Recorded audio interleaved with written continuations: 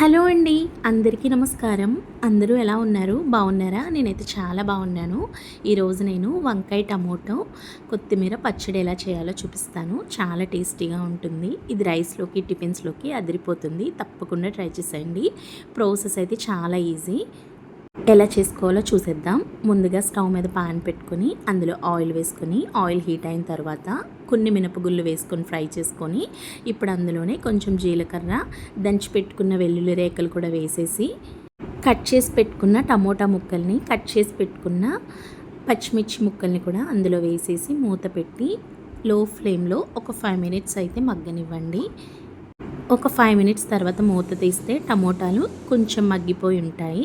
ఇప్పుడు అందులోనే కట్ చేసి పెట్టుకున్న వంకాయ ముక్కల్ని కూడా వేసేసి కొంచెం పసుపు వేసేసి ఒక 5 మినిట్స్ అయితే వంకాయలు మగ్గేంత వరకు లో ఫ్లేమ్లో మూత పెట్టి ఉడికించండి.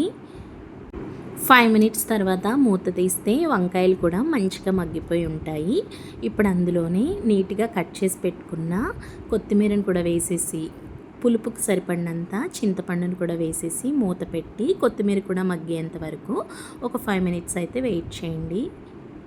5 మినిట్స్ తర్వాత మూత తీసి చూస్తే కొత్తిమీర కూడా మంచిగా మగ్గిపోతుంది. ఇప్పుడు తగినంత సాల్ట్ యాడ్ చేసుకొని చల్లారిన తర్వాత ఒక మిక్సీ జార్లోకి తీసుకొని పచ్చడిని మిక్సీ పట్టేసేయండి. తర్వాత అయితే ఇంకో ప్యాన్ తీసుకొని స్టవ్ మీద పెట్టుకొని అందులో కొంచెం ఆయిల్ వేసుకొని ఆయిల్ హీట్ అయిన తర్వాత కొంచెం జీలకర్ర, దంచి పెట్టుకున్న వెల్లుల్లి రేకులు వేసుకొని మనం మిక్సీ పట్టుకున్న పచ్చడిని అందులో వేసుకొని మంచిగా కలుపుకోవడమే.